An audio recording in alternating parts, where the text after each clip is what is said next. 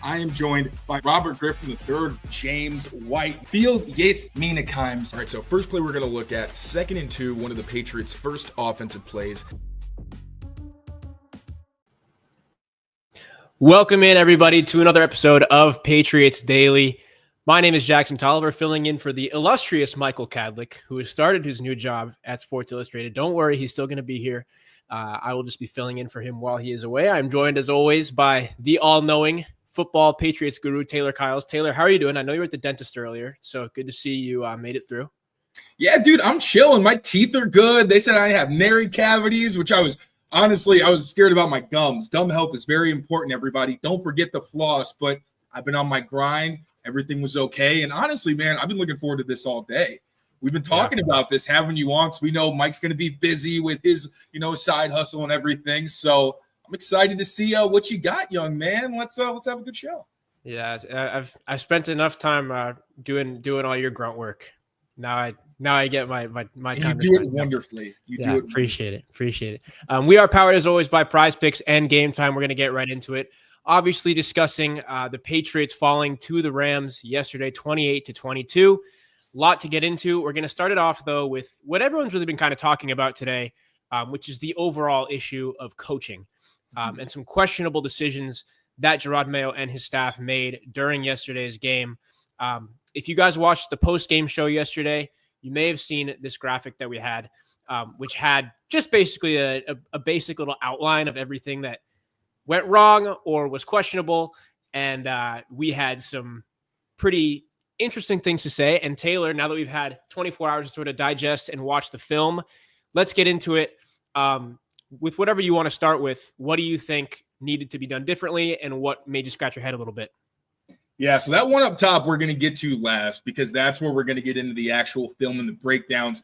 But now that we've had time to digest, we heard from Drake Maye and some of the players. We have a little better idea of what his thought process was. Now, I will say as an overview, I did disagree with a lot of these decisions. My bigger issue was that the execution often exacerbated the questionable calls. And this is a young coaching staff. I know everybody, as soon as, when Mayo wins, oh, look at how resilient the team is. And they really want to play for him and all the good storylines. When they lose, it's often a complete about face where it's, oh my God, this first-year coach doesn't know what he's doing. Oh my, they're so inexperienced. Yes, they are inexperienced. This is their first year with the roster we all knew wasn't very good, a rookie quarterback, several injuries to very important players, multiple captains, and obviously a first-time play caller, first-time head coach, and first-time defensive coordinator. The Patriots have been saying, I think it's important that we understand expectation management. Now, it doesn't mean we let them slide. It's important that we hold them accountable and we call out when we do think that they have made mistakes so that if they make them again in the future, we can continue to hold them accountable and say, hey, this is becoming a pattern. Or if they correct it, like what we saw with Alex Van Pelt in the run game opening up, where everybody thought his play calling sucked. But then when you actually have a decent run game, lo and behold, in a West Coast offense, it actually helps your play caller and also get to know what your players do better. So without further ado, that's really the big overview is expectation management is important, but we should also make sure we do hold these guys accountable. Just make sure we're not going crazy saying fire Mayo every time he makes a bad call. So skipping the not shadowing again, we're going to go over that. I'll start with passing up the field goal in the second quarter to punt in the end zone. Now, this one, at the time, I thought it made a little bit more sense than I think other people did, and I still feel that way. We know that the pregame routine had a part in it. We know the wind. It wasn't just, we always think of the wind as, you're into the wind or you're against the wind. There's also the side gusts, where that can give a lot of kickers problems, where even if you try to kick into the wind so it adjusts, it's not always an exact science, especially when you're talking about a 54-yard field goal. And Joey Sly even said himself that he didn't feel very confident in his pregame routine. I think the best that he hit was 53 yards. That 54 can make the difference. So that one, I still don't have a huge problem with. The zero blitzing, that we're also going to get into when it comes to, really the cornerbacks and all that, because it's not just Puka. There was obviously the huge play to Cooper Kupp. The zero blitzing did not make sense to me, even in review. I know that Drake Maye said that there were times where they used it in the run game, and it kind of helped them dent the line of scrimmage, and I get that. I just hate the idea of blitzing a quarterback who's been in the league as long as Stafford, because it's very easy to disguise what you're trying to do. And the Patriots did that. There were times where, they would have linebackers just standing at depth where they wouldn't show that they were going to blitz, versus a typical cover zero look. You got like birds on a fence. Everybody's on the line of scrimmage so that you're saying, hey, I'm coming after you. And the offense basically has to get the ball out quickly. Matthew Stafford, because of that disguise, had precious few seconds to get the ball out of his hands on that play to Kupp. Jonathan Jones, once again, exacerbated what was already a bad call, just like with the punt. You may have disagreed with it, but Bryce Behringer, after taking a delay game for more room, put it in the end zone for a touchback. So you can't have that. It would have been a big gain, even if he made the tackle. That's why I say, hey, Tamarcus Covington, that's kind of on you. They wanted to be aggressive. I just don't like doing it specifically in that way. Now, running twice on 1st and goal from the 6 and then opting for a field goal in the 3rd quarter. That's another one we're going to kind of touch on once we get to the actual red zone section. But that's one where, frankly, I didn't feel as irritated by it as I did at first because, one, the first pass was that out route to Hunter Henry, and Drake Maye actually threw it behind him. So I'm not saying that means, you can't pass anymore because Drake Maye was eating on that drive. But at the same time, I don't hate the idea of running, especially because they have run effectively in the red zone the past 2 weeks. It's been one of the few things they did with consistency. Now, when they did run the ball on that 2nd down, they actually got positive yardage. It was netted as positive EPA. It set up a 3rd and 1. The issue, which we'll get to again later, was a lack of execution. Hunter Henry misses a block. Ramondre Stevenson probably trucks a cornerback into the end zone for a touchdown. Instead, he's tackled behind the line of scrimmage. Now, the field goal decision, I understand not liking that. I didn't really like it at the time either. Gerard Mayo said it was because it went from a 4th and 1 to a 4th and 2. At the time, I was thinking when I heard it, like, all right, maybe. But the more it sits with me, the more I don't like it. A friend of the show, Andre Weingarten, made a great point that, you know what? Trust your offense and defense. Trust your offense to convert needing just 2 yards because you know you're going to need a 2-point conversion anyway. And you trust your defense because knowing the Rams are so far backed up, they should be able to get a stop without a score. That is one I absolutely do disagree with. But once again, the execution wasn't there anyway. It should have been a touchdown on that play. You can see it was so close. Couldn't get it done. Attempting the PAT down 9 in the 4th quarter. This is one where I completely understand both sides. Actually, Alex Barth, who I'm sure many of you were just listening to on the other show, we were talking about it over text, and articulate as Alex is, he put it very, very well, the 2 cases. So if you go for 2, the pro is if you need 1 or 2 possessions to win. The con is you're not getting it, and it lets the Rams know you need 2 possessions, and they can focus on draining the clock, which is what they tried to do, although I think they were a little too aggressive in that, and it kind of backfired on them. If you kick the PAT, the pro is it's a much higher chance of making it a 1-score game, and you won't need to rush as much late, assuming you don't get the kick blocked, which, again, execution. Yeah, we're talking about a whole different thing if Joey Sly actually makes the kick, which is 10 times worse when you decide to go for that field goal attempt and he misses it. And then the con, if you don't get the 2-point on your next drive, once the clock has run down, good luck getting the ball back. Both completely fair cases, and I think it's a matter of more philosophy than necessarily right or wrong. At the same time, Gerard Mayo did a completely different thing against the Jaguars in London, right? He tried to go for 2. Jalen Polk falls. I don't think that's enough reason to really dissuade you from doing it again. And that's where my issue with it is I like being aggressive, especially when you're that close to scoring. But, I get it. I understand it. I just don't necessarily agree with it. And then the last one, opting not to have the Rams re-kick and taking the ball at your 10-yard line. This is another one I understand, and this is less about execution. Obviously, the Patriots didn't score on the drive. But this is one where I kind of see both sides of it because – if it is a touchback, the way that a lot of fans wanted, then yeah, you're starting with 10 more yards of field position. But I also would rather be at that 10-yard line because if you end up at the 5, that's a good punter. He can put a coffin corner down there. Drake Maye being at the 5 means if he's in shotgun, he's in the end zone, and you need to score. So this isn't like, we'll run a couple times and get ourselves some breathing room. This is, no, you need yards. Now, that doesn't mean they couldn't have done anything. You can quick pass, get the ball out of his hands sooner. I kind of get where Gerard Maye was going again. I personally disagree, but I really don't think it was egregious because they got out of the backed up territory anyway, so it didn't really make a whole lot of difference. But Jackson, I've done my whole spiel. I'm curious what you think. And also anybody in the comments, if you disagree with any of those points on the situations, please let me know. Yeah, let us know. Obviously, stay active in that chat. We're going to be doing a Q&A a little bit later, so get those questions in as well. I think you did a great job going over every single one of those mistakes. I don't think any of them are egregious enough, or even if you put all this together, this whole coaching performance would be egregious enough to say he needs to be fired tomorrow. Or his performance this season so far is like he needs to be fired at the end of the season. Kraft picked this guy without going for any other interviews. He went with Gerard Mayo, and he's not going to give up on that after one season season where they've already hit 3 wins. Most of the projections before the season were what, 4, 5? They're probably going to hit that. Like, this isn't a bad season at all, especially when you look at Drake Maye and his development, which we'll get into later. Another great game yesterday. But just going case by case, the one thing that really sticks out is going for 1 rather, down 9. Just like what you said, when he did the opposite, everyone had a problem with that. And now people have a problem with this. In both cases, if you get the 1 point or you get the 2 points, it's probably a different situation. People should have the problem with the fact that the kick was blocked and that the 2-point conversion didn't go. But that one is, to me, just totally philosophical. And I don't think you can call that a coaching mistake. But the other ones are definitely ones that make you want to throw something at the TV, right? Especially for me, the 54-yard field goal, we've seen, regardless of the wind or what's going on in pregame, what was the long one that he hit 64 yards a few weeks ago? The long one that slide, it was like 61. It was 60 plus at the end of the half. Maybe it was a Seattle game. And he drilled it.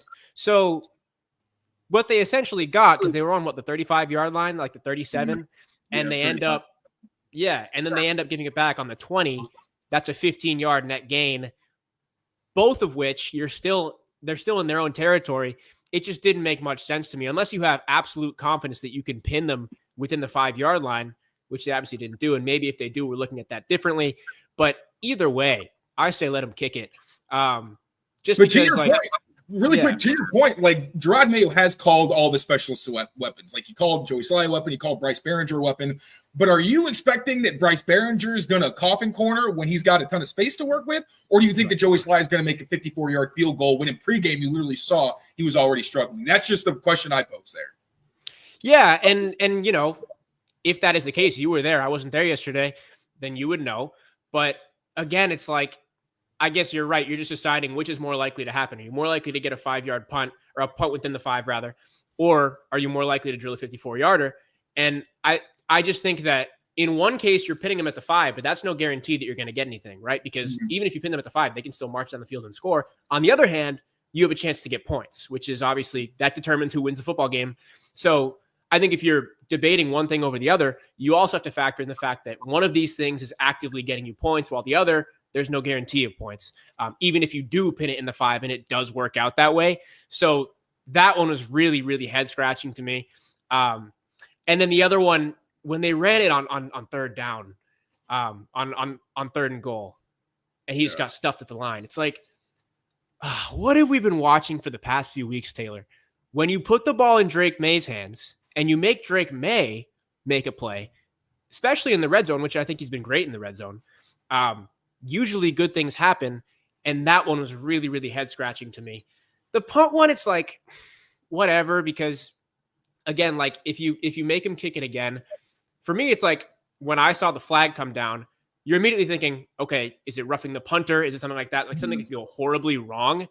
And when a punt like that happens and it doesn't pin you within your own red zone, or it doesn't, result in them keeping the ball or something like that, you're almost tempted to just accept it, which is what they did, obviously. But then if you think about, I know you tweeted this yesterday, all the Patriots blue chip players, one of those players is Marcus Jones, the punt returner, and you want to give him a chance to make something happen, to get some yardage and put you in a better position. Yeah.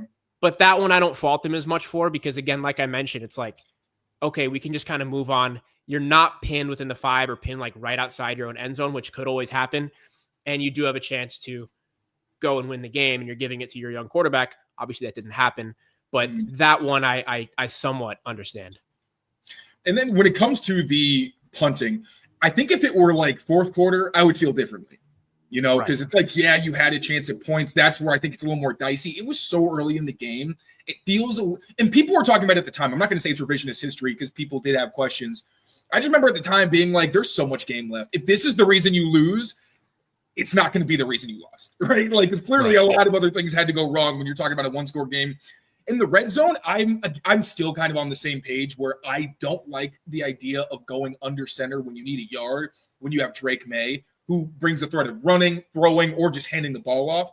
My only reason I was like, I get it, is they have had success in those situations running behind Mike Nwenu, Demontre Jacobs, that same motion from Hunter Henry that we're going to see later. They have had success with it. So it's not like galaxy brain, like what in the world were you thinking? Also, like Alex Van Pelt did have a good game. So it feels like a very nitpicky thing when he was doing so well for the most part. But again, really outside of a couple of like earlier ones, I don't think that people are wrong for criticizing or being skeptical of what it is. Like you made great points as well. But there is one that I do want to push back against. And it's the only one we haven't gotten to yet, if you are down to dive in. Oh, of course we are. You want to get in the film now? You want to do it? Sir. Yes, Let's sir. do it. Let's talk about the Patriots defense, Christian Gonzalez, that whole situation, and the secondary. Yes, Take it away, sir. my friend. So we're going with a new format here. You don't have to see my pretty mug or Jackson's pretty mug. Just focus on the tape. So the whole debate with Christian Gonzalez, should he have followed Puka Nacua? Should he not have? For the game, I thought he should, because Puka Nacua was their most productive, one of their most productive outside receiver. Obviously, he is Puka freaking Nacua. The one thing I actually noticed when I dove in to actually see, okay, like how much of a threat was Puka on the boundary versus Demarcus Robinson? Like, how often was he actually there? Puka has spent a lot of time on the boundary for the Rams, which was the only reason I thought that maybe they would actually stick him there. And also, not only that, but Mike Pellegrino actually told us heading into this game that actually, you know what, you're going to have to see our mugs real quick. I don't want you just staring at a blank screen this whole time. Real quick. Mike Pellegrino told us that they can't just do the same thing against the Rams offense, because Sean McVay, the way he schemes his formations, the way he uses motion, if you're a man defense like the Patriots, it can be so hard to play your game because he knows exactly how to beat you. Like the man beaters, the rubs, and all those things. There are very few offenses who do it better than Sean McVay. And as an NFC team, you don't really see them very often. You see offshoots of their scheme, but you don't see Sean McVay's system specifically. So what I think it was one to kind of help with communication. When you're actually shadowing somebody, sometimes it can be hard because, like, if it's Puka Nacua, who motions and shits all the time, and there's a lot of trickery involved, you know, sometimes you can get picked off. Sometimes there can be miscommunications. So we'll see how the Patriots actually tried to go about covering these guys. Why I also disagreed sometimes in certain packages with Christian Gonzalez sticking to the boundary, and also why I think, once again, you can blame coaching to a degree, but execution needs to be there. And Jonathan Jones was one of the guys who was the most vocal. But the guy we're going to focus on to start this is Marco Wilson, obviously released today so that Alex Austin could be activated from injured reserve. So Marco Wilson, this was a really bad game for him. He had a pretty solid stretch after he got benched early in the season, but he's been a liability against the run, and Puka Nacua ate his lunch. Not even just that, it was also some mental errors. This one specifically was a pretty glaring mental error. So we're going to see Marco Wilson and Christian Gonzalez on the same side against a bunch look from the Rams. Puka Nacua as the number 3 receiver. So as the number 3, with all 3 receivers to the same side, the boundary becomes that inside most receiver, right? So Christian Gonzalez is going to follow him. But the Patriots, what they often did against these bunch looks was have somebody in man coverage against Cooper Kupp. We can say everything we want about Puka Nacua. Cooper Kupp is the Rams' number 1 receiver. And the Patriots played him that way, where in a lot of situations, they clearly prioritized making sure that he had one-on-one coverage. So as we're going to see here, the Patriots are going to have Marcus Jones outside on Cooper Kupp, man-to-man. And then on the back end, they're going to play what's called a banjo technique, which basically means the inside receiver plays the inside corner plays the first inside route. And the outside corner, who's Marco Wilson, plays the first outside route.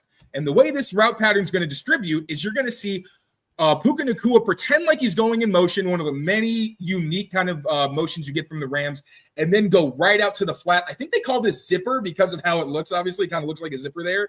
And you're going to see the miscommunication this causes off the motion with Marco Wilson. So Puka Nacua going in motion, going across field. No, I'm not. He's in the flat, but both Marco Wilson and Christian Gonzalez are both looking at DeMarcus Robinson. Right, now, if Puka had gone inside, he would have been covered by Christian Gonzalez. Because he went outside, he was Marco Wilson's responsibility. But Marco, mental error, these are the things that they always say, the coaches and the players, these are not excusable.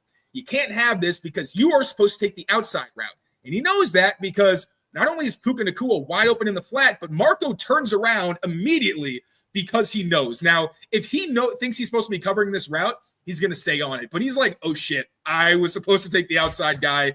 This doesn't feel right. And once again, just to be more specific, it's not just the pattern, it's the release. So DeMarcus Robinson releases inside, even though he does end up running an outbreaking route, which is supposed to create the confusion. And then Puka Nacua releases outside, but his route is the first one to do that. That's why Marco Wilson blows this coverage, kind of gets run over by Puka Nacua, but does end up making the tackle. Now, we have a very similar situation. This time, Puka's on the other side of the formation with Marco Wilson over top of him to the field. But you can kind of tell in these formations where you've got two receivers to the boundary, there's going to be a shift. We see that pop all the time. And lo and behold, Puka Nacua is going to come in motion. And now what we're going to see is we're going to get another banjo technique. This time, Christian Gonzalez is going to be the one who's on Cooper Kupp, who is the number 3 this time. And we're going to have a banjo on Tutu Atwell at the point right here, and then Puka Nacua on the outside as the number 1. Marcus Jones is taking the outside route. Marco Wilson's taking the inside route. Now, this is going to be another kind of tricky one because Puka's going to release inside, but he's going to be breaking this route out. Now, is that tough? Sure. But this coverage from Marco Wilson's unacceptable. Now, it's not terrible, right? You got to move your hips, but the fact that he's able, Puka Nacua, to accelerate and get this much separation, you absolutely can have that. You need better situational awareness. Really big play allowed by Marco Wilson. Now, he allowed a couple of Puka Nacua's big plays. As you could see, the first one was a miscommunication because of Wilson. The second was just poor execution. John Jones, a lot of his issues were just flat out execution, but this play was a pretty bad blown coverage. This was early on in the game. Now it's a tough situation, and we're going to show exactly why.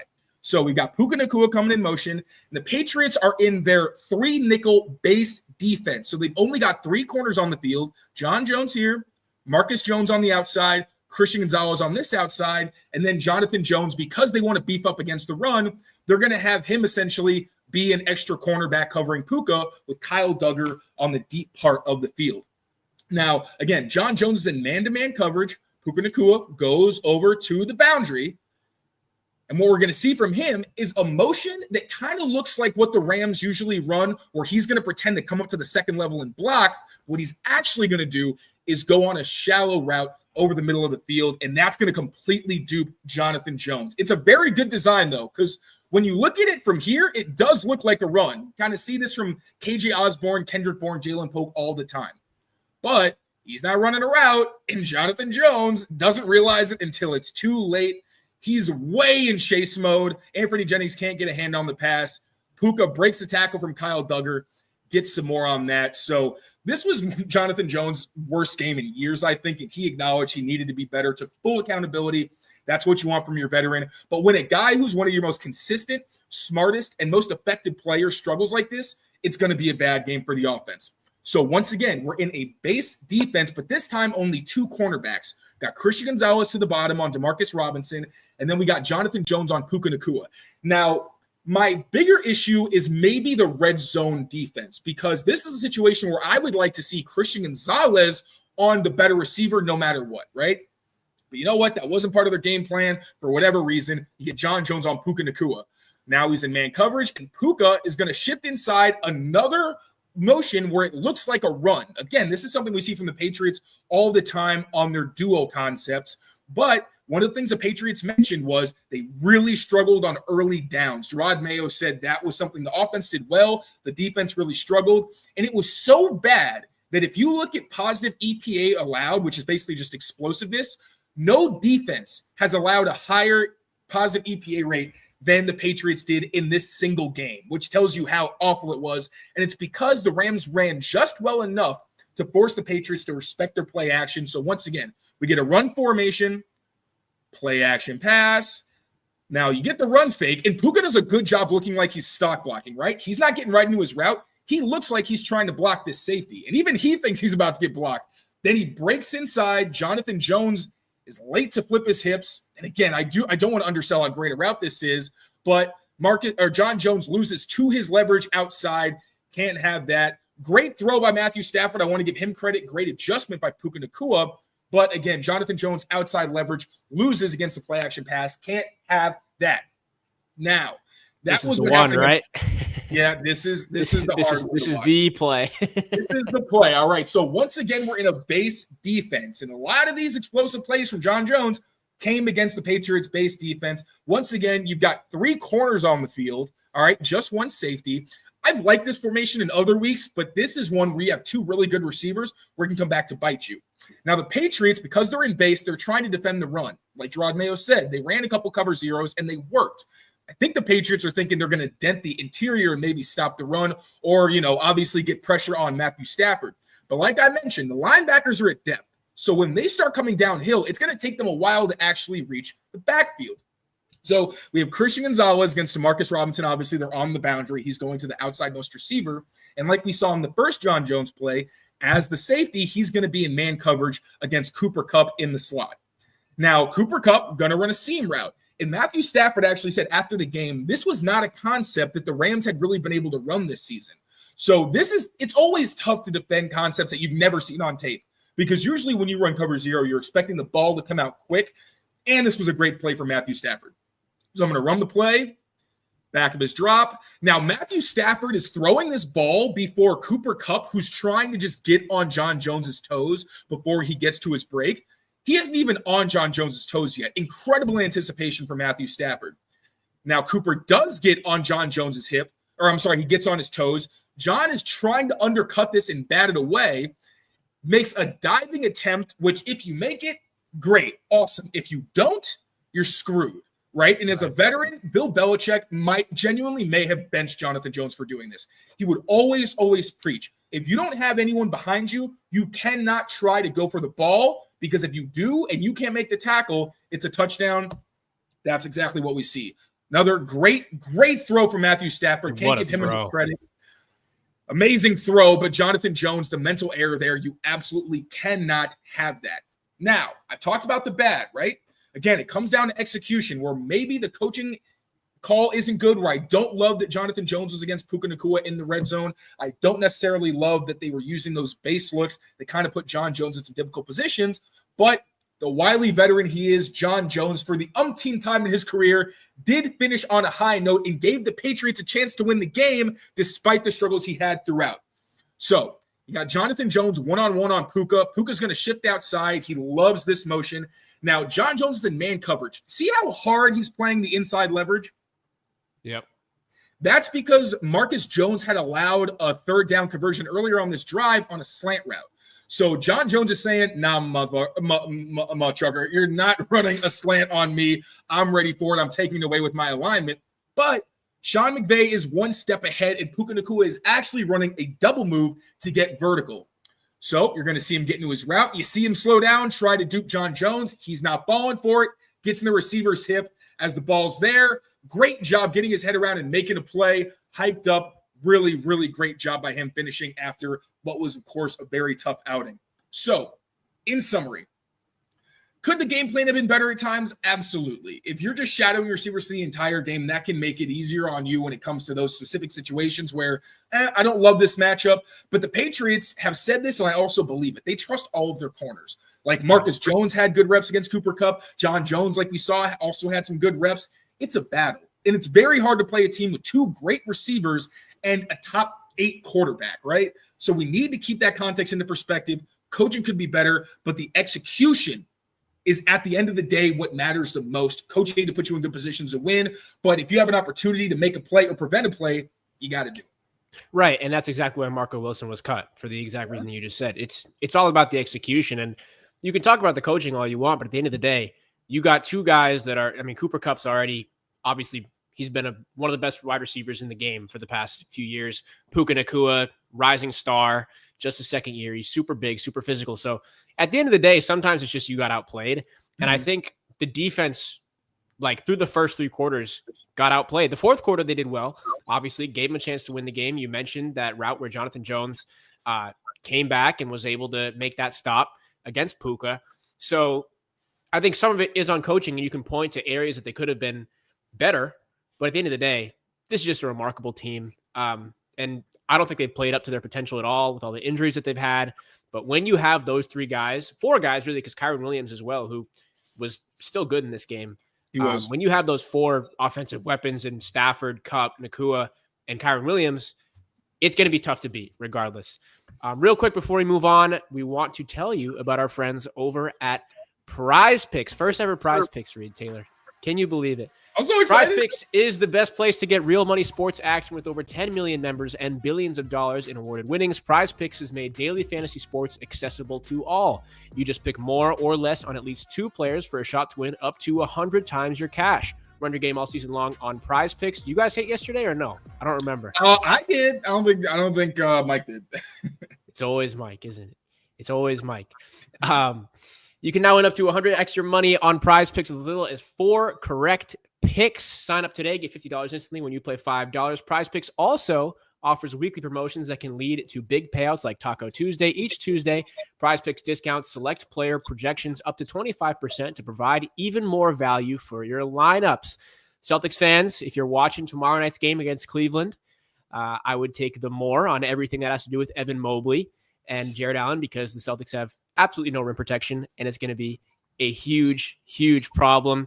But I love PrizePicks. They have great promotions, like I said, Taco Tuesday. Sometimes they even give you some free lineups, which I've used sometimes. So great app. Be sure to use the code CLNS. Download the app today. You get 50% off $50 off instantly after you play your first $5 lineups. So download the app today and use code CLNS. You get $50 instantly after you play your first $5 lineup. You don't even have to win to get the $50 bonus. PrizePicks, run your game. That's good. How did I do? I stumbled a little bit, but no, you did good. I liked it. First time. I was practicing earlier to make sure that I hit it right. All right, moving on here. Let's talk about. I mentioned earlier that the red zone has been pretty good overall this year, but yesterday there were some problems in terms of lack of execution on the plays. Also, some pretty bad penalties that got the Patriots in some bad spots somewhat frequently. So take it away, Taylor. What was your take on the red zone offense? Yeah, so the biggest thing for me was that they just kept shooting themselves in the foot, and that really has been the story the past 2 weeks. The red zone offense is very good when they're going forward, obviously, but when you're getting penalties, when you're getting tackled in the backfield, you put yourself in really bad positions. So I went over all the third downs that they failed in the red zone, as well as the times where I felt like they got backed up into a position that kind of shot themselves in the foot. Now, funny enough, the throwaway where it looked like Demario Douglas was wide open over the middle and Drake Maye basically gets to the top of his drop and just throws it away.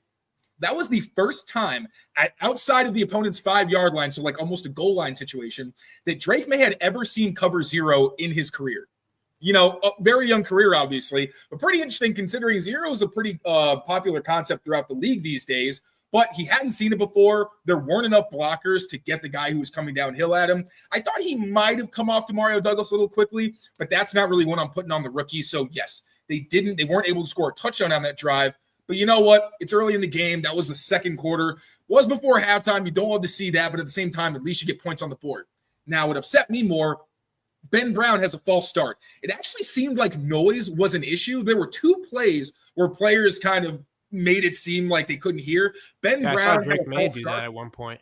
Yep. And there was one play, I think it's the second time Ben Brown's done this, where it's everybody but the center. Like almost everybody but him and Mike Nwenu moved, which usually tells you that, which I don't know why Nwenu didn't move. He had a pretty rough game, to be honest. It's not going to come up a ton in this one outside of a couple times, but I was not impressed by his performance at all. But Ben Brown had everybody had a false start. It was called on Michael Jordan, but it was because nobody actually moved. After the play, Ben Brown kind of did like this. I'm not sure if that was because Maye was saying something to him after the play, or if he just couldn't hear the cadence. But whatever the reason was, it's kind of weird for a home team to not be able to hear when they're on the field. Fans, I love the passion, but just be careful in those critical moments.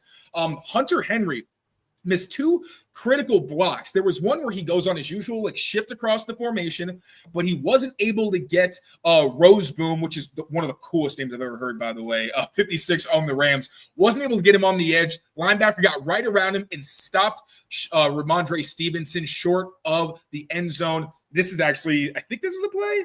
Yeah, this is it. Yeah, it's not good enough. I'm actually going to rewind right now real quick.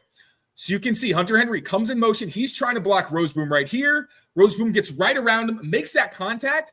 If he doesn't make this contact and Ramondre Stevenson is running in a straight line off the handoff, do you think 37 is going to stop him before he gets across the goal line? Absolutely not. No. I don't think so either. And then DeMontre Jacobs does a nice job getting to the second level defender as well. So that was really disappointing from Hunter Henry. We actually saw a similar thing actually happen on this play as well, where it's duo. Ramondre tries to. Honestly, I will say this. I wish that Ramondre had just taken this hole, put your head down. It's 3rd and 1. Just get the yards. Unfortunately, Hunter also has his guy get around him as Ramondre's trying to bounce this, which I think he does because he knows that this guy is coming downhill. It's a tough block for Ben Brown from where he is to get upfield while also helping out on the chip. So I kind of understand where Ramondre Stevenson's coming from here, but then tries to bounce it again. Can't because Hunter Henry doesn't make his block, and then the run gets blown up. Then some other plays that I didn't love. You got the false start here from Jalen Polk. Looked like, I think this might have been some kind of like quarterback wheel. Because when you see quarterbacks nonchalantly just walk away like this, it's usually because they want people to like forget that they exist. And we've seen Ramondre in the Wildcat a few times, and Van Pelt's starting to break out his trick plays. And now you see once Jalen Polk moves, he's pissed off about it. Drake Maye trying to tell the crowd, like, please be quiet. We're not supposed to be the ones that you scream at. I'm sure they love the support, but again, got to be very careful there. I'll just let it run from here. But there was that one. Also a pretty big mistake from Vidarian Lowe. He acknowledged this one after the game. He got an illegal formation penalty. That didn't have to do with the red zone execution, but it did lead from, it was a 3rd and 8 that Drake Maye actually converted on this throw. Awesome play outside the pocket, scrambling, getting Hunter Henry. But really, this was one where Michael Jordan was more at fault. He wasn't on the line of scrimmage, and Vidarian Lowe had been warned twice to make sure he was aligned with the guard. What Vidarian Lowe was doing was looking down the line to see if he was with Michael Jordan, but because he wasn't, play ends up getting flagged. So really, I put that more on Michael Jordan, to be honest, because Vidarian Lowe had a bad point of reference. Either way, took away a conversion. The Patriots were in 3rd and 13, incomplete pass. They had to go for a field goal. So those are the biggest issues I'm seeing with the red zone offense right now. Again, the execution, I know people hate hearing that because it's like, oh, what about the coaching and all that? Yes, that plays a factor, but the players, like, how Belichick always used to say, hey, the players make plays. Players also are the ones who don't make the plays, and that at the end of the day, once again, I don't want to say the bigger issue because you need to be put in good positions, but those were plays that you expect a guy like Hunter Henry especially to make. So this offense, they cannot keep going backwards. If they are going forward or, getting stopped, as long as it's not on 3rd down, that's fine. But you can't keep shooting yourselves in the foot. At the end of the day, that's what I think these red zone struggles have been all about. I just wish we could have seen what that trick play was going to be. Because I bet that would have been was going to be a touchdown. He's like, I knew it was going to be a touchdown. I'm like, what the hell was it? And now, and it's one of those things where you like, once you do it and it didn't work, you can never do it again. So we still don't know. We still don't know what it is. So maybe they will. Maybe. Shout out to D here for the donation. We appreciate it. Good offensive coordinators know how to scheme their wide receivers open. AVP doesn't do that. What do you think? Oh, D, I take my kiss back. Now, okay. Now you can have it. But I don't think that's necessarily true. I think this was one of the better games that Alex Van Pelt has schemed up in a while. I just think there's times where you can see the talent deficit where whether it's a quick pressure or whether, there's a playoff show later where Kayshon Boutte, as good as he's been, just isn't the kind of downfield threat that Drake Maye needs. And without Javon Baker, I don't really know that they even have that guy. So, is there more than Alex Van Pelt? This is the first time I've done a show at 6:00. My mouth's going to fall off. Is there more he could have done? Yes, most likely. And, but he's not Shanahan. He's not McVay. He's doing a great job of developing Drake Maye and putting an offense out there that Drake Maye can execute and that the players clearly believe in because we've heard nothing but good things about him. Hunter Henry said, I love the scheme. I love his mentality and all that stuff. So, no, you're not probably going to be blown away by Van Pelt's scheme, but I will say the interesting motions, the trick plays, there's different things they're starting to add on a weekly basis. So hold your horses on Alex Van Pelt. I understand the frustration. I do think he's doing a pretty good job, all things considered. Thanks again to D for that donation. We are going to be doing a Q&A later, as I mentioned off the top, so get those questions brewing for sure. Let's step away from the offense for a little bit. We obviously got 2 player debuts yesterday, much anticipated. Christian Barmore returning from his blood clot situation, regardless of how he played. Just incredible to see. Obviously, him come back relatively quickly compared to, David Andrews a few years ago, missed the whole season. So it's great to see him back out there. And Yannick Ngakoue, who the Patriots claimed off of waivers after he was released by the Baltimore Ravens. Both of them made their debuts yesterday. Taylor, what did you make of their game? Yes, sir. So let's get the numbers out here real quick. So looking at how Christian Barmore was actually used in terms of situations. So total, oh my God, this is not right. It should say 29. I don't know, or it should say 20. I don't know what happened to the 0. That should be a total of 20 snaps. So we'll just pretend that this little cursor is the 0 there. First and second downs, he played 7 snaps, 3 to 4 pass to run ratio. Played a lot of third downs, played a ton in 2 minute. I kind of figured he would mostly be a third down guy for them because he only practiced on Thursday. Thursday is when the Patriots practice third downs. And typically, if a player's limited, that's usually what the role is going to be. But in this specific instance, he played more in 2 minute, and also he played more early downs than I expected. Had a pretty significant role in their base defense. He didn't record a pressure, but he did have 3 tackles. The only person who had more was Marcus Jones in that game. So kind of funny that Christian Barmore, known as the pass rusher who couldn't stop the run. Last year he was both, and now as he's still getting his legs under him, he's like, hey, I can still stop the run, but you got to give me some help in terms of being a pass rusher. And also Yannick Ngakoue, obviously. Yannick, by the way, not Yannick. Yannick. Okay. Yeah, Yannick. I went to the pronunciation guide. I had to make sure. I've been saying his name like a jerk. So Yannick Ngakoue. So when you look at the actual packages they were a part of, so you saw Christian Barmore and a lot of these nickel defenses where typically you'd have him on the field with Jeremiah Farms or Daniel Aquale as another defensive tackle, and then Anthony Jennings as one of the edge guys. Yannick wasn't really part of the nickel defense. Really more you saw Keon White. Then in the dime defenses is where you saw a lot more Christian Barmore. You saw him on the inside with Keon White. Thank the Lord we finally got the fierce material that we've been waiting for. And that was where you saw more of Yannick Ngakoue. He didn't really have an early down role. Had 1 snap, it was just 1 snap, I think, of nickel defense, and he got an assisted run tackle along with Christian Barmore. But really, he was used more as a pass rusher. As you can see in these kinds of looks, they used Christian Ellis, again, a ton as that dime linebacker. Used him on some blitzes. He got to Matthew Stafford a couple times on twists. The line games are one of the only things that work for the Patriots pass rush. Obviously, did not look very good for most of the game. Part of that's because Matthew Stafford gets the ball out of his hands so fast, as you're going to see in some of these clips. Like I think he's top 5 or top 8 in the average time to throw in terms of getting the ball out of his hands fast. So we knew it wasn't going to be easy to pressure him, but marriage of coverage and pressure, obviously, always going to work out. And then when Christian Barmore was in the base defense, this is a role that I wanted to see him in more. You saw typically it was Devon Godchaw in the middle with Barmore in that more Dietrich Wise role where he brings pass rush value and is a run stuffer. Dietrich Wise, it's more pass rush than run stop, but Christian Barmore gives you both. We saw at times throughout the season, they would put Daniel Aquale in that role when they wanted to stop the run, try to use him as a pass rusher on the edge, and it just didn't work out for them where quarterbacks would get out of the pocket because he just doesn't have the range to bring those guys down. Now, with Christian Barmore, he's got that. So there were times where Anthony Jennings would drop out, and he would basically act as a defensive end. There were times where they would try line games. The coordination wasn't great, and I think that was a big reason why Ngakoue and Christian Barmore just didn't have a ton of success. Again, Stafford was a pretty big reason for that, getting the ball out of his hands quickly. But also, it just didn't feel like, understandably, 2 guys who were playing on this specific defense for the first time still getting a feel for things. And in other weeks, you saw that the line games for the Patriots actually worked really well and consistently. So I think it's just going to take some time for them to get it together. Barmore, obviously, once he gets his legs under him, is going to continue to be a game wrecker and be really fun to watch. Get some coverage away from Keon White, who's been seeing double and even triple teams at times. And then Yannick, I think his one win as a pass rusher, he did have a nice cross chop, just didn't do it in time for Stafford to get the ball out. And then sometimes he tried power, but it wasn't a crazy impressive performance from either guy. I was hoping for more from Ngakoue, but I understand he had a limited role against an elite quarterback. It's tough to get to those guys ever. Christian Barmore flashed about like 3 or 4 times where you saw like, okay, he's still got it.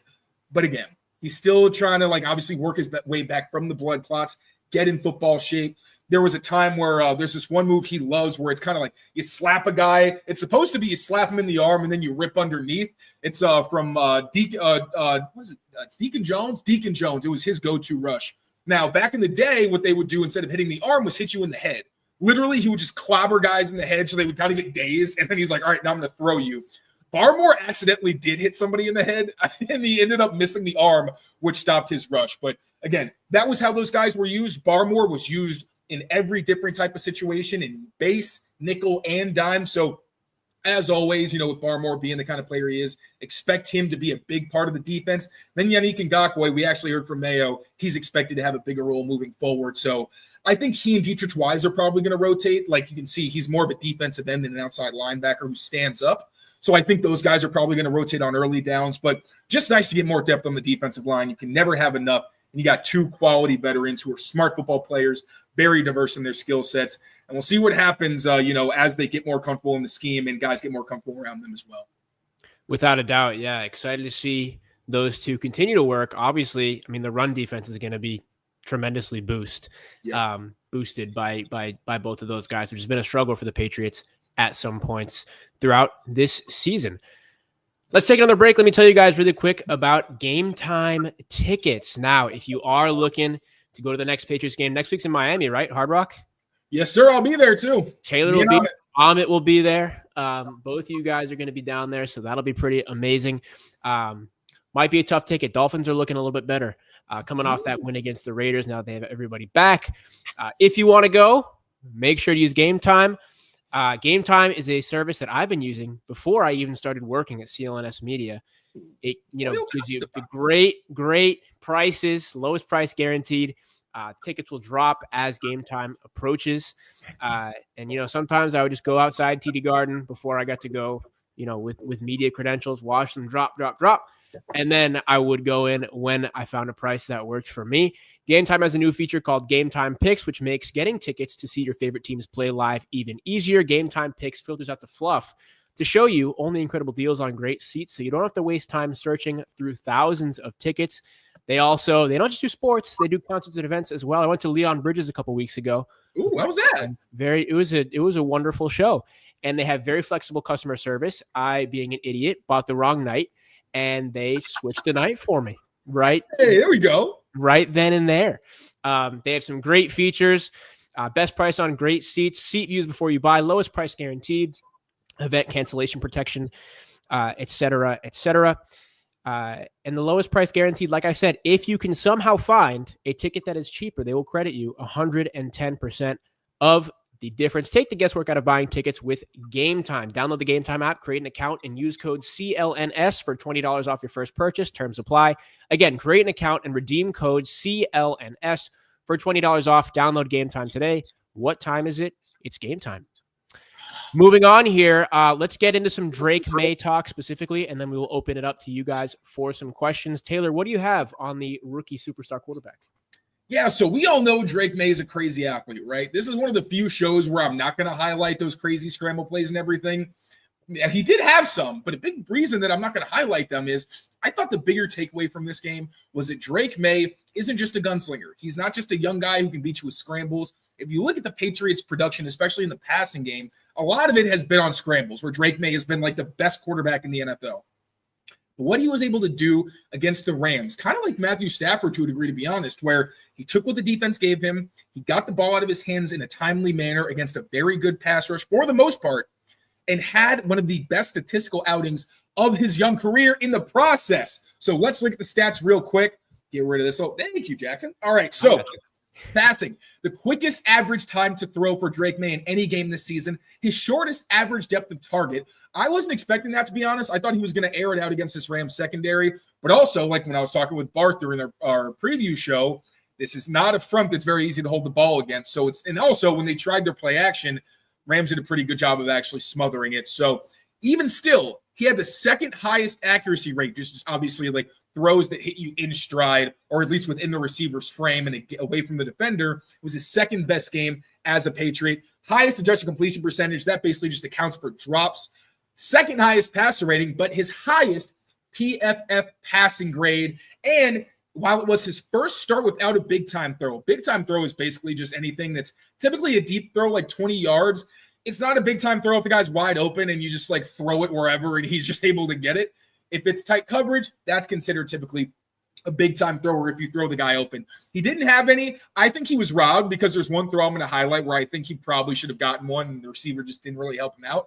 But he was able to win in other ways, and that's a really exciting thing for a young quarterback. They don't just win in the ways that you knew they would coming out of college. He's adjusted his game. His footwork's been better. His accuracy underneath specifically has been much better, and we are going to see that in this compilation. So there were a few areas specifically that I wanted to or a couple that I wanted to highlight specifically. One was his ability to beat the blitz, which we saw a few times. Now, against the Rams, Drake Maye faced his highest blitz rate, his highest simulated pressure rate. Simulated pressure basically just means the defense is sending 4 rushers like they usually would, but instead of it being defensive linemen, one of those guys at least is going to be a defensive back or an off-ball linebacker. Basically, the point is to confuse pass protection. Drake Maye threw 1 touchdown to no interceptions against the blitz. That was the best touchdown ratio for him this season. And his passer rating of 107.7 was his second highest of the season. And like I mentioned, he faced cover 0 for the first time. So the Rams were the first defense in Chris Shula that really tried to test him and see if he could adjust to them sending heat. Because I looked up a stat, like Drake Maye's tied for like 27th in the NFL in dropbacks against 6 or more pass rushers. Like defenses have basically been saying, we're not going to all out blitz this kid because if we miss and he runs, there's no one to catch him. And if we make the read simple enough that he just has one receiver to hit, it might work. Now, that didn't work this time, but we'll see if defenses try to challenge him more in the future. Anyway, beating the blitz. We're going to get into the first clip here. This was the play that everyone's been talking about. I love this play. It was one of my favorites from the entire game. So the Rams are going to try to overload the left side of the Patriots offensive line. You're going to see this look. We got 1, 2, 3, 4, 5, 6 players on the line of scrimmage. Only got 5 offensive linemen, but you do have Ramondre Stevenson in the backfield. Now, the tricky part here is the Rams aren't going to send all these guys. Like you can see, these 2 mugged up defenders who are standing up in the middle between the nose tackle, these guys are dropping into coverage, and this safety's coming from depth. When a safety is coming from depth, it's very difficult for the offensive line to pick him up because you're not even thinking that someone who's like 15 yards away is going to try to come down and affect the passer. Now, the route we're going to be looking for is Demario Douglas. He's going to come in motion, so he's the outside receiver in the bunch and run a shallow crossing route. So against this kind of blitz, you want to get the ball out of your hands quickly. This was also a 3rd and 7 situation. So you'd like to really throw past the sticks, but in this situation, I didn't mind Drake Maye throwing it short, and you're going to see why. So Demario Douglas, come on over, run your route. And as you can see, safety comes down, and what happens is Michael Jordan gets distracted by the mug defender. So you see right here, he's blocking this guy. Oh, he's dropping into coverage. Oh my God, there's somebody coming down the pipe. He's got pressure. Drake Maye is looking at Demario Douglas, but he can't throw it because there's a defender in the way. If he throws this, there's a decent chance this guy is going to break on the ball and pick it off. And this is something Drake Maye's done a great job of. Even in the Jets game, where he came in just for relief, he had a really impressive throw to Pop Douglas, where, once again, he waited for that second window and hit him in stride. Now, this time, Demario is going to clear that defender, and Drake Maye has pressure, jumps in the air as he throws this off platform. Like, again, this is coming out of his hand while he has no feet on the ground. Demario Douglas does clear the defender. Drake Maye hits him. Huge play. Demario Douglas, nice acceleration after the catch. Really good job by Drake Maye. Not only identifying he needed to get the ball out of his hands, but even doing enough to kind of, I'll actually show it one more time because I really like what he does in the pocket here to buy himself time. He's going to kind of drift just a little bit to the right, which TC McCartney complimented him for a couple weeks ago. Just one step just to give him enough time to hit Demario. Well done, young man. Well done. All right, we got another blitz. This time, we're going to get it from the middle linebacker. They're not showing a blitz look, but they're going to send it after the snap. Now, the Patriots, obviously, they have numbers advantage, right? They've got the center, 2 other offensive linemen, and Hunter Henry. Problem is, Hunter Henry's running a route. So he is not going to be able to pick up the 4th pass rusher that's going to come over to this side.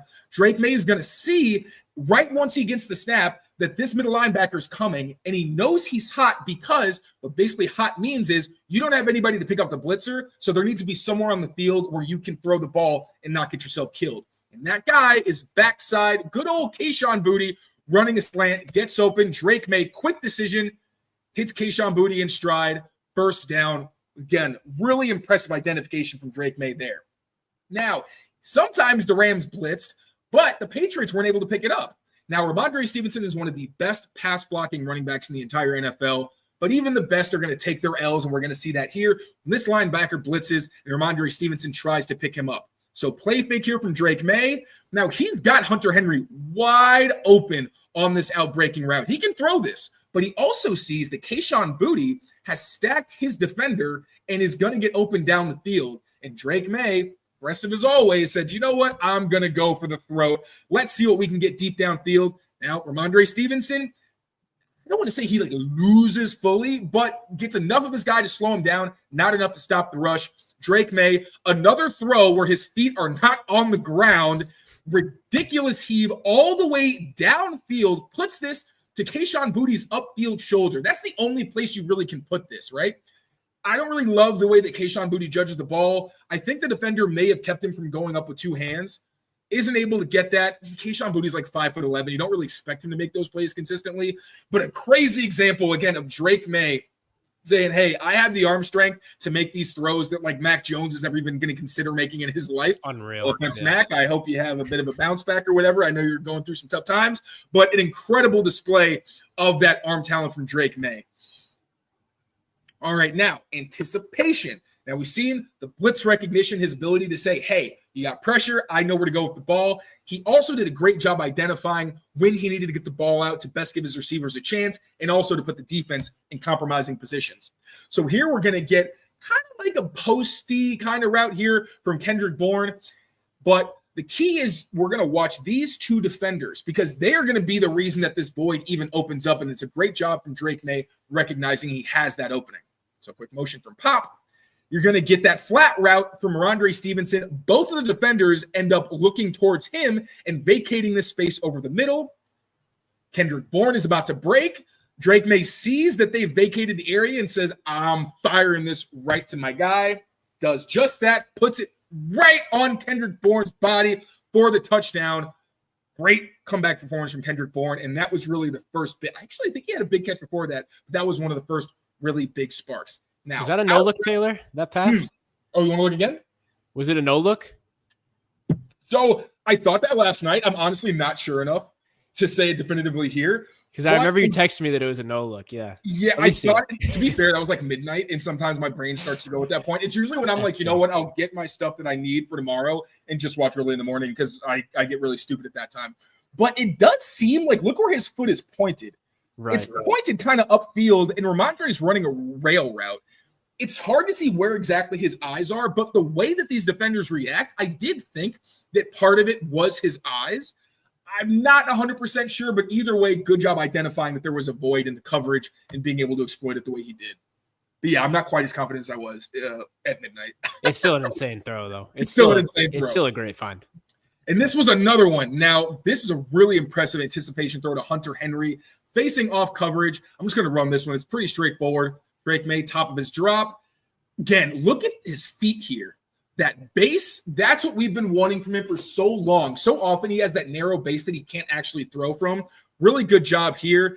Now, it's not a great look because Hunter Henry is being contacted at the top of his route as Drake Maye is getting ready to throw the ball, but he's got trust in his tight end, knowing that Hunter's going to try to initiate contact, basically that you push, I pull rule, where you initiate it, kind of give him a little chicken wing, and then you break off and get open. Drake Maye knows that he's got to throw this to the sideline, isn't afraid of the fact that there is this defender who obviously his back is turned. You shouldn't be afraid of him, but he understands that and that there's going to be a void for him to throw. Lets this go way before Hunter Henry's even out of his route for a first down. Love that play. They threw the flag for pass interference. It wasn't no damn pass interference. That was clean. So blitz beating ability and anticipation from Drake Maye, traits you don't expect to see on a consistent basis from a first-year quarterback, much less a 22-year-old quarterback. Drake Maye is showing these flashes every week, and this was one of the most consistent performances I think we've seen from him in both respects. But it was not perfect, and we cannot praise Drake Maye without also acknowledging where he could potentially be better, because he did have 2 turnover-worthy plays. Now, the first one we're going to look at is his strip sack. So he's going to be looking at Kayshon Boutte. He's running a curl on 3rd down, and it's only 3rd and 3, right? So it's not like this is some crazy long-yardage situation, but the Rams are going to be running a twist where this defender is going to slant inside, and then Braden Fisk is going to loop around. Ben Brown is not going to pick him up, and it's going to lead to the sack.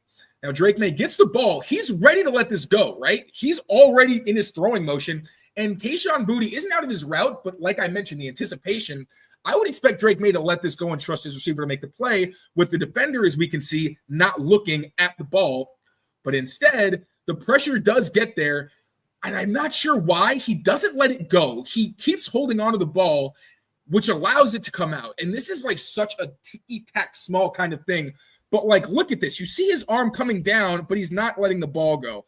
I'm not totally sure why. I think maybe he didn't love that Kayshon Boutte was still getting out of the route, but that leads to the strip sack. Obviously very tough because this is coming from his blind side and happened so fast. I'm not dumping on Drake Maye at all here, but he's gotten strip sacked a ton, right? Almost in every single game. Coming in, we knew the Rams led the NFL in strip sacks. They had like 6 in their last 7 games. So ball comes out. Not a great rep from the rookie, but also you need to do better as an offensive line to keep him protected. And now the next play, the one we all talk about, the last play, the interception, where what was either one of these guys thinking?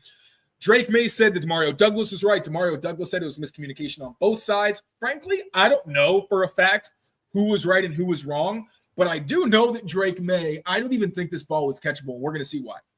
So, first off, he identified this correctly during the game. It was a split safety look, but it's not just cover 2. You have cover 2 to this side of the field, but to this side, you're going to have quarters, right? So they're going to play out a little differently, where this guy is defending the deep half, and they're playing almost more of a match where they're waiting to see who comes into their area before they respond. And the Patriots, the routes we care about are the ones in this vertical concept. You got Hunter Henry going way downfield on a crosser. You've got Demario Douglas on what looks like a seam, some kind of route like that. And Kayshon Boutte, interestingly, is lined up basically as a tight end. He's going to chip to give Vidarian Lowe help against Jared Verse, who, I'm a Vidarian Lowe fan. He was hanging on for dear life against Jared Verse. Now, that's the kind of player he is. Verse is an absolute monster. Most guys are in that same position, but it was not an easy matchup. So good on Alex Van Pelt giving him some help. And then that's going to do is attract this defender right here. So now let's get to the play. Now we got our route distribution here. Let's see the picture. So Drake Maye is already throwing this, right? No one is actually out of the route yet. I think that Drake is thinking more, all right, you're in space, turn around and let me put this ball on you. The problem is, even if Demario Douglas turns right here, right, and maybe tries to settle around here, this ball ends up getting picked in the red of the logo. Demario Douglas was probably not going to – maybe he thought he was going to keep going straight. I'm not totally sure, but it doesn't look like a catch that Demario Douglas was going to make. But you do have these 2 quarters defenders. Hunter Henry's drawing the safety's attention. Kayshon Boutte's drawing the corner's attention. So I think Demario Douglas's idea was, let me get over the top of these guys, because if I go straight, maybe there's a little bit of conflict there. But if I just go right over the top of them, I could probably score a touchdown. And he would have made my prediction right of him having his first 100-yard game. But that's neither here nor there. Nobody cares about stupid Taylor's predictions. Ball comes out from Drake Maye, who does get pressure. And you're going to see from his footwork, I think he understood he was going to get hit. And I think that's why this might have sailed on him. Like, look at his feet. You see how he kind of hops because he doesn't want that contact? That little hop, it looks like, does kind of make the difference. Demario Douglas isn't even turning. He isn't turned around by the time the ball gets intercepted. He's still running, said he was just trying to run his route. That's the kind of thing where a young quarterback, a young receiver, you're going to have miscommunications. That's just part of the game.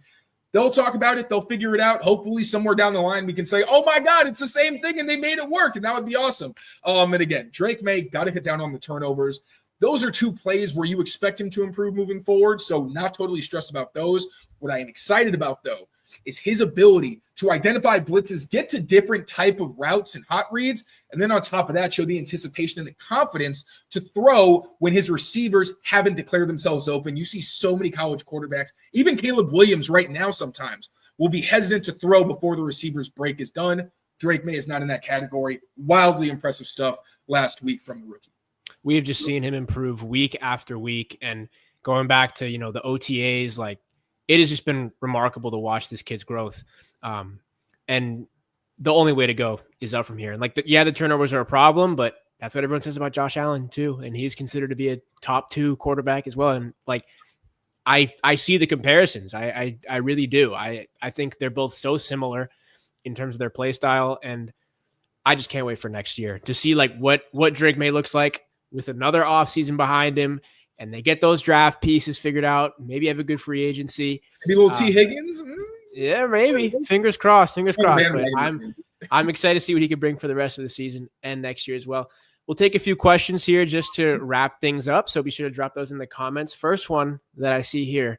Favorite realistic on the topic of free agents, of free agent targets and draft options besides Darius Slayton. And the guy after him said Braxton Berrios. So maybe not that one either. What do you think? Who are you looking at right now? Patriots have the 6th pick if the draft were to happen today.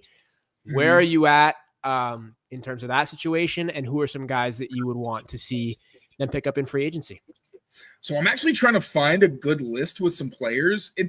I'm on a list that says 2015, and I'm seeing Justin Houston, Des Bryant, and Ndamukong Suh and Darrell Revis. Wow. I'm going to guess that list is bunk. So we are going to ignore that. CBS, do better. You are literally the first search result. Oh my God, it's my fault. I typed 2015. Because you typed in 2015. I typed in 2015. Jeez, I'm the you dumbest. ragging on CBS, ragging on other.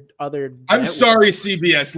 I'm sorry. I'm sorry. I've been sitting in this exact chair for 8 hours, so my apologies. All right, let's throw them up on the screen. That was the point of this whole thing. Let's have some mother effing fun. All right, so Javon Holland, dude, especially if you don't have Jabril Peppers. That'd be fun. Huh? That would be fun. That's what Javon Holland's one of my favorite players. Like, if I was supposed to do, usually if I could steal two players from division rival, it's Garrett Wilson and Quinnen Williams every time. Javon Holland is like in my top 4. I absolutely love his game. I think him and Kyle Duggar would be outstanding. And with Jabril Peppers' situation up in the air, I think his court case is in 4 days on the 22nd. So I guess we'll have more clarity on his long-term status then. But I would love Javon Holland. That would be a ton of fun. T. Higgins. Now, I need to talk to more of my Bengals guys because he's sat out a ton of games this year, but I also think part of that is because of how the team did him and maybe wanting to just protect himself. But he has been injured on and off. Now, it's more than the past 2 seasons. Before that, he was pretty consistently available. The injuries are going to be a factor. I would like, if you are going to sign him, especially to like a 3-year deal, have those injury, clauses in there to make sure you protect yourself as well. But I'm not going to be mad at throwing a bag at T. Higgins. You got the money to spend it on a good player. Hopefully your young guys develop so the offense doesn't solely need to revolve around him, but they need to add some talent. Trey Smith is an interesting one because he's a right guard. And all these Patriots fans, understandably to a degree, I've been so sick and tired of the Patriots taking linemen and asking them to flip sides. So as much as I like Trey Smith, I don't like the idea of bringing in a guard who's going to play the position where he's not a natural. Ronnie Stanley, I think, is a good player, but what was it? Oh, the injury is one thing. Obviously, it was a while ago, but I just don't know if they get a veteran when Vidarian Lowe has been good enough that I think you love Vidarian Lowe, man. I do love Vidarian Lowe, and I'm not saying he's a long-term answer. I'm not. What I am saying is I think he could be a good enough bridge if you want to draft somebody in the 1st or 2nd round. Like, I think it makes more sense to do that than to spend all this money on Ronnie Stanley. You know what I'm saying? Like Kelvin Banks or somebody along those lines. Exactly. Yeah. Chris Godwin, no thank you. Don't need another slot receiver. DJ Reed. Oh, hell yeah. I'd take DJ Reed in a heartbeat. That'd be fun. Great John Jones replacement. That would be really cool. Amari Cooper. I don't know. If you miss out on T. Higgins and you want to give yourself insurance, sure. I'm with it. He has experience with Alec Van Pelt. He's got a skill set that works with Drake Maye. Have you actually been looking at his stats? Has he been doing well in Buffalo? He's been fine. I don't think he's been anything eye-popping quite yet, but I mean, like the thing with him is what's his price tag? Because if it's a Calvin Ridley type situation, like I know that Cooper's a little bit older, but if it's something where like the price, like they have a chance to get him, but the price is just too high. Yeah, I don't know if you go for that. But again, he would be better than any of the wide receivers that they have right now. So it's like you can't be too picky, but I think so much of it depends on what they do in the draft. And what are your thoughts there right now? Because I'm a big Tet guy. I think that Tet or Kelvin Banks, depending on which way they go and how they finish out their college seasons, obviously there's still multiple weeks left. If they were picking 6, which guys would you be looking out for? I'm hesitant to say because I haven't watched them yet. And I remember like last year, there were some guys I thought I liked because I'd heard about them and seen some clips and then actually watched the tape and was like Jaden Daniels. Not the same thing. I still like Jaden Daniels a lot. And I was like, I want the Pats to take him for sure. Like how dynamic he is. Then I started to notice, the arm strength's an issue. He runs like he's playing Mario Kart with just complete reckless abandon. There were some red flags that scared me off for him, just for New England specifically. I do like what I've seen from Ted. Like that skill set, I think the body control, the hands, the catch radius, all those things are really impressive. I know he's been inconsistent this season. That's what I want to look more into. The tackles, I honestly just don't know a whole lot about, honestly. But I do know that people like them, but I've also heard that it's not a great tackle class at the top. So we have to see how the board falls, where the Patriots' priorities are, obviously, after free agency. But I do think that first pick needs to be an edge rusher or just a pass rusher, period. a wide receiver, or a tackle. Those are it needs to be a premium position. Those are the three that they have a glaring hole at right now. If it's any one of those with the best player available, I'm cool with it. Do you say a middle linebacker? I hope you mean in the later rounds. I'd be shocked if they took any defensive player in the first and second round. So other than a pass rusher, like if Maybe, Johnny been great, because they don't have any edge rushers really. Like Anthony Jennings is solid. He's really all they got. So one thing that Bill Belichick says is everyone gets like all up in arms when teams draft a middle linebacker, but then when you look at every elite defense, what do they have in common? They all have a really strong middle linebacker. Every single one.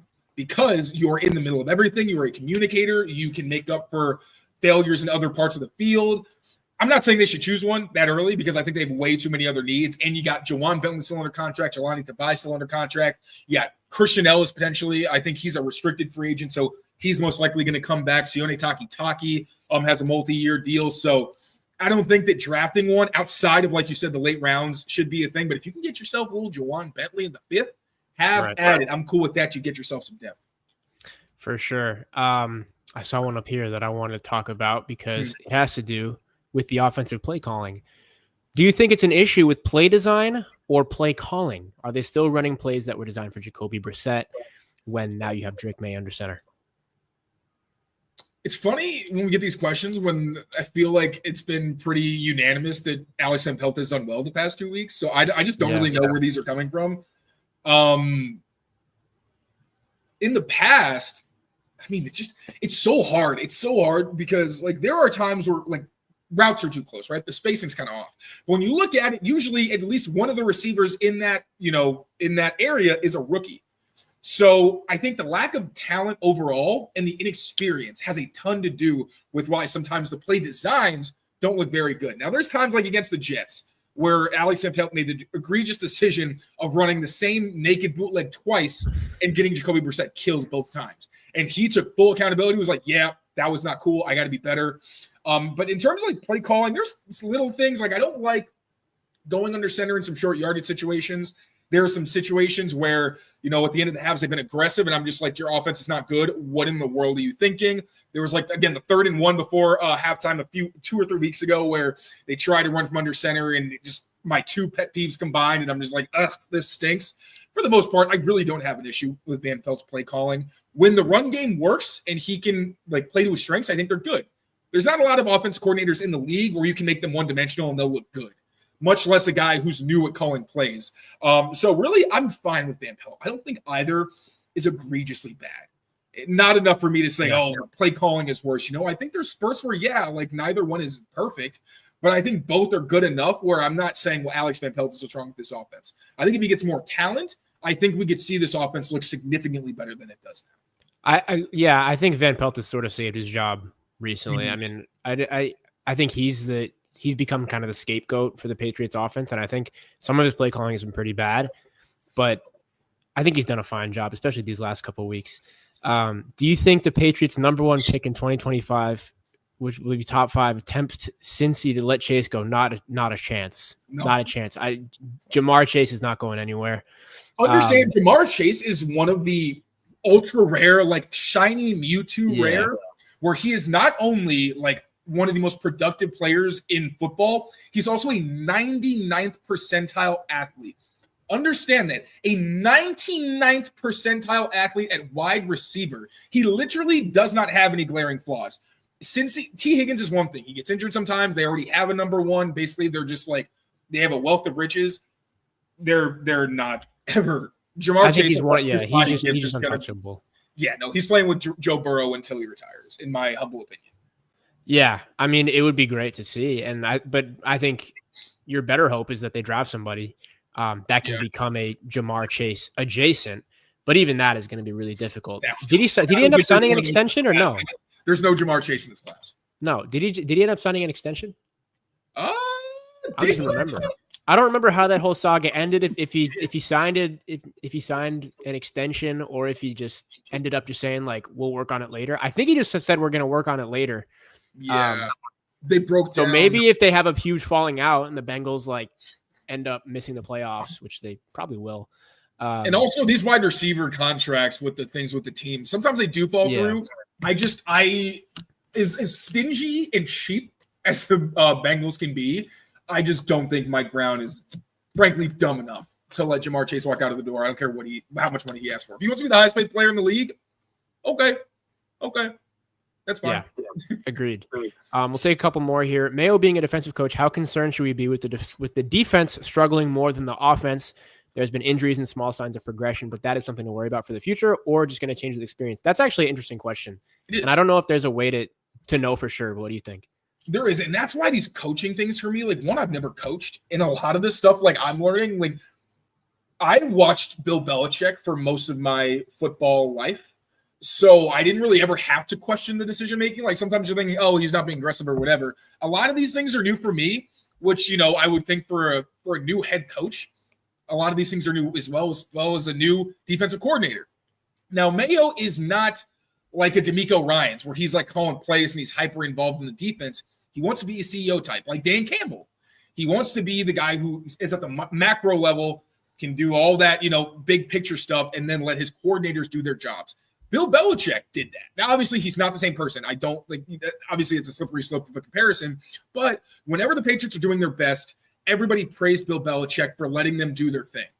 I think it is a very slippery slope, especially as a first-year guy with a first-year coordinator, to micromanage. I think it's important to say, hey, this isn't up to our standard. I'm taking over. But I think when it comes to like if the stuff that I had an issue with like the zero blitzing at times, not having Gonzalez follow the best receiver in those base personnel groupings in the red zone specifically, like, yeah, if Mayo has an issue with that, for sure, let him know. And I think they do have this collaborative process where that probably happens.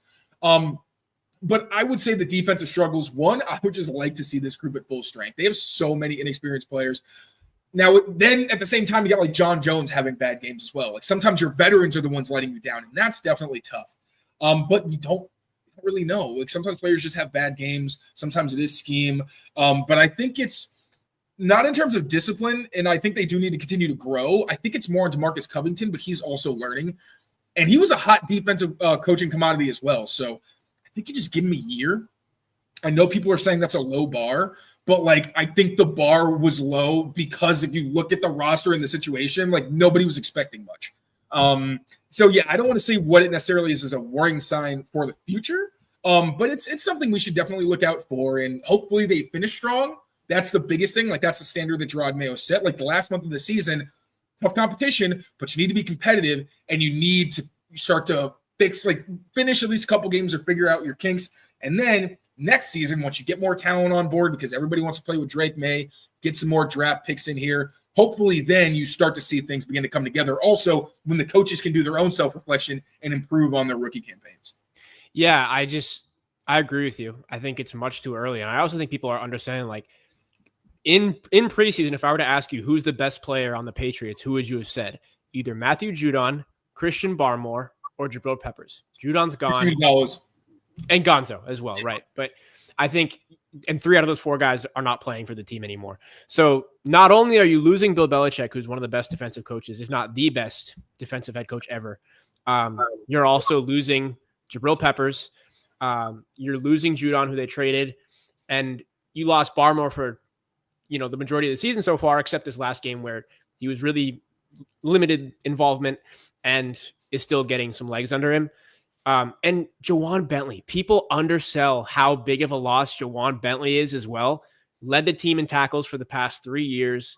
A true leader. Like that's the other thing in terms of leadership. How many other captains have they lost now to injury? I think 5 out of 6. If you count Jacoby being on the bench. They lost Duggar Andrews for a while too, and he's a captain. Yep. Andrews, the captain's and so they still have Wise and they have Cardona, and that's it, I think, right? Yeah. I mean, Brissett's still on the sidelines and Andrew's still on the sidelines, but they're not actually on the field. So that's another thing that you have to consider is that like the leadership's taken a huge hit and the talent of the team is taking a huge hit. But you have guys that are promising, Gonzo being, A1 diamond type of guy that's really, really shown up this season.